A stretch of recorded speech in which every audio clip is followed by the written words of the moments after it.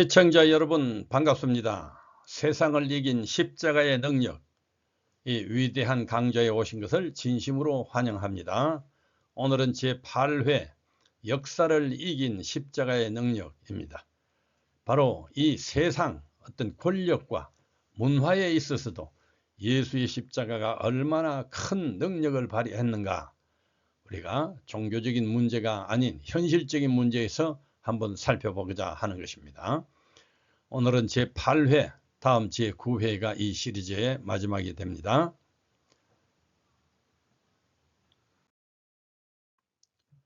세상을 이긴 십자가의 능력 제8회, 역사를 이긴 십자가의 능력입니다. 앞 7번의 강좌에서 십자가의 정신적, 종교적 승리에 대해 알아보았다. 그러나 본 8회는 십자가의 세상적, 현실적 승리에 대해 알아보려고 한다. 그리스도의 십자가가 정신적, 종교적으로만 위대하고 세상적, 육신적, 권력적으로는 무력하다면 사람들은 예수님의 승리를 인정하지 않을 것이다. 현실적, 물질적 유익에만 가치를 두는 사람들에게는 영적인 고차원의 가치는 의미가 없을 것이기 때문이다.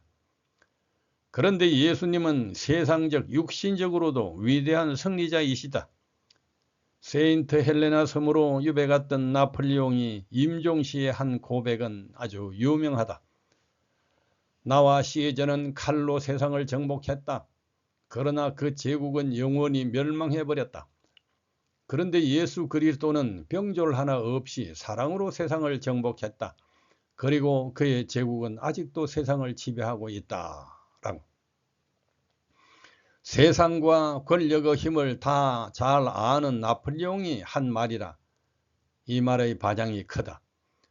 바로 세상의 영웅이라는 사람이 예수님을 세상의 가장 위대한 승리자라고 공언했기 때문이다. 그뿐만 아니다. 온 세계가 AD와 BC의 연호를 쓰고 있는데 이것도 그리스도가 세상을 지배하는 하나의 증거이다. 아시는 대로 이 연호의 기준이 바로 예수님의 탄생이다.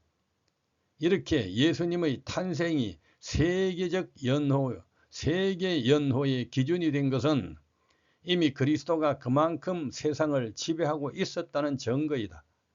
그리고 그만한 지배력은 그만한 힘과 감화가 있어야 가능한 일이다. 이런 힘으로 예수님은 제국들, 제왕들 그리고 역사를 정복하셨고 세상을 당신의 영향 아래 두게 되었다. 그래서 모두가 예수님의 연호를 가지고 자기들의 삶을 기록한다. 그러니 아무도 예수님을 부인할 수가 없고 거부할 수가 없다. 심지어 달력 자체가 주일 제도도 정확한 공전에 따른 윤년주기도 절후의 신비한 등등 성경의 창조 사건에 따른 역표이다. 기독교가 세상을 지배하게 된 계기는 2000년 전 예루살렘에서 십자가를 놓고 예수님과 세상 권력의 한판 대결에서부터라고 볼 수가 있다. 예수님과 역대 최고의 권력 로마 제국과의 정면 대결이 그것이다. 이에 빌라도가 다시 관정에 들어가 예수를 불러 가로되 네가 유대인의 왕이냐? 예수께서 대답하시되 이는 네가 스스로 하는 말이뇨? 다른 사람들이 나를 대하여 네게 한 말이뇨? 빌라도가 대답하되 내가 유대인이냐? 네 나라 사람과 대제사장들이 너를 내게 넘겼으니 네가 무엇을 잘못하였느냐? 예수께서 대답하시되 내 나라는 이 세상에 속한 것이 아니라 만일 내 나라가 이 세상에 속한 것이었다면 내 종들이 싸워 나로 유대인들에게 넘기우지 않게 하였으리라. 이제 내 나라는 여기에 속한 것이 아니니라.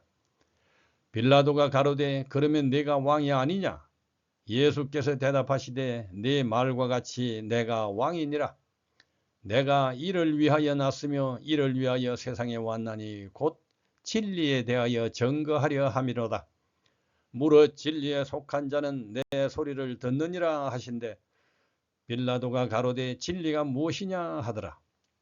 빌라도가 가로되 내게 말하지 아니하느냐? 대답지 아니하느냐? 내가 너를 놓을 권세도 있고 십자가에 못 박을 권세도 있는 줄 알지 못하느냐?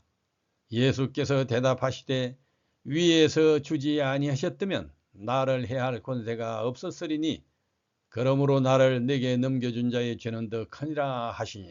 요한복음 19장에 이렇게 세상 최대 제국의 권력과 하늘의 권세를 가지신 예수님이 팽팽하게 대립을 했다.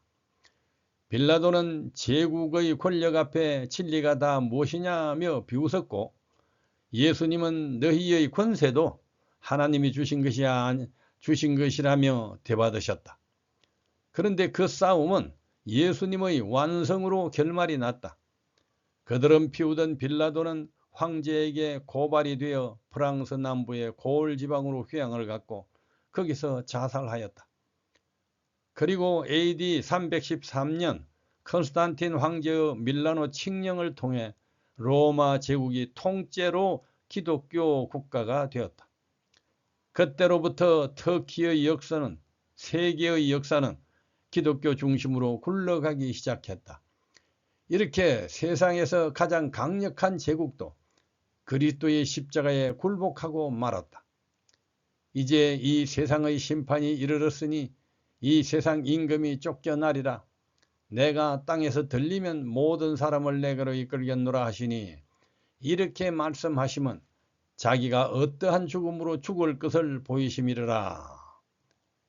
세상은 주님이 예언하신 대로 되었다. 등불 하나가 별것 아닌 것처럼 보일 수 있지만 어두운 밤에 불을 켜면 곤충들이 모여들듯이 어두운 세상에 진리의 빛은 갈급한 심령들의 향기가 되어 가난한 영혼들을 원근에서 불러 모은다. 그리고 그 힘이 세상을 이기는 것이다.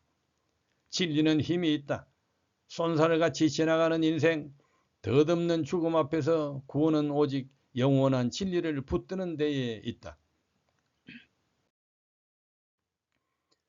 아침에 도를 깨달으면 저녁에는 죽어도 좋으니라고 조문도 석사가이라고 공자님도 말씀하셨다. 이처럼 진리가 힘이 있다는 사실은 알만한 사람은 다 안다. 예수님은 근본 길이요 진리요 생명이시다. 그래서 예수님은 세상적으로도 승리자요 구세주이시다. 주께서는 자기를 드러내기 위하여 한 폭의 초상화도 그리지 않으셨고 당신의 업적을 남기기 위하여 한 권의 책도 쓰지 않으셨다. 아껴 쓰던 기념품 하나 남기지 않으셨고 몸 눕힐 집 한 칸 짓지 않으셨다. 그러나 세계적인 걸작들이 그를 찬양하며 제왕과 대통령이 그의 이름으로 선서를 한다. 종교개혁자 마틴 루터는 역사와 세상을 살펴본 후 그리스도가 참 진리심을 깨닫고 술은 강하고 제왕은 더 강하고 여자는 그보다 더 강하다. 그러나 진리는 이 모든 것보다 더욱 강하다라고 외쳤다. 그래서 그는 그리스도를 위해 목숨을 바치기로 결심하고 역사를 바꾸는 종교개혁자가 되었다. 이렇게 그리스도의 사랑의 성리는 세속 세상에서도 위대한 능력을 발휘한다. 그리고 성경은 세상 마지막의 대쟁투도 예수께서 완성하실 것이라고 또 예언한다. 선의 대표 그리스도와 악의 대표 사단 간의 대쟁투가 예언되어 있다. 하박국 3장에 보면 하늘에서 하나님의 음성이 뇌성처럼 울린다.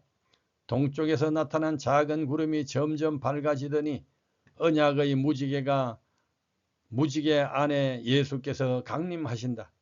산자와 죽은 자를 심판하시기 위하여 하늘과 땅의 승리자로 오신다. 그 영광이 하늘을 덮었고 그 찬송이 세계에 가득하도다. 그 광명이 햇빛 같고 광선이 그 손에서 나오니 그 권능 속에 감추었도다 하고 찬양한다. 만왕의 왕께서 불꽃에 쌓여 구름을 타고 내려오신다. 땅의 임금들과 왕족들과 장군들과 부자들과 강한 자들과 각 종과 자주자가 굴과 산바위 틈에 숨어 산과 바위에게 이르되 우리 위에 떨어져 보좌에 앉으신 이의 낯에서와 어린 양의 진노에서 우리를 가리우라. 그들의 진노의 큰 날이 이르렀으니 누가 능히 서리오 하더라. 예수께서 세상을 온전히 끝내시고 최후의 승리를 거두실 것이라는 예언이 이렇게 되어 있다. 그리고 예수님이 악한 세상을 이기신 선이요 진리라는 또 하나의 증거는 역설적인 증거이다. 역사상 악한 집단, 악한 이념이 집요하게 공격하는 대상이 누구인지를 보면 누가 그들의 반대의 참 진리고 선인지를 역설적으로 알게 된다는 사실이다. 악의 적은 선이기 때문이다. 에베소 6장에 그리스도인을 공격하는 악의 세력을 네 차원으로 표현한다.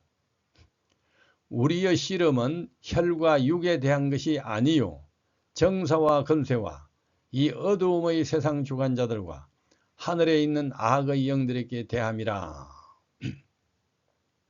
1차원은 무력과 폭력으로 이웃을 괴롭히는 육신적인 악한 세력이요. 2차원은 구조적으로 또 이 공식 법률적으로 백성의 자유와 재물을 수탈하고 압제하는 정치적인 세력이요. 3차원은 그들 모든 배후에 숨어서 세상을 조종하는 각종 검은 TF들이 있다. 정치, 경제, 문화, 종교를 장악하여 평등과 자유라는 이름을 붙여서 기독교를 해체하는 성 이데올로기를 퍼뜨리고 성경과 반대로만 하는 루시퍼 처치를 만들고 신세계 질서 건립이라면서 전체주의 선동과 창조론 말살 정책을 펴는 세력들이 있다. 이들이 성경이 말하는 이 어두움의 세상 주관자들이다. 그리고 4차원으로는 이 모든 반그리스도 문화와 정책을 기획하고 추진하는 영이 있는데 바로 사탄이다.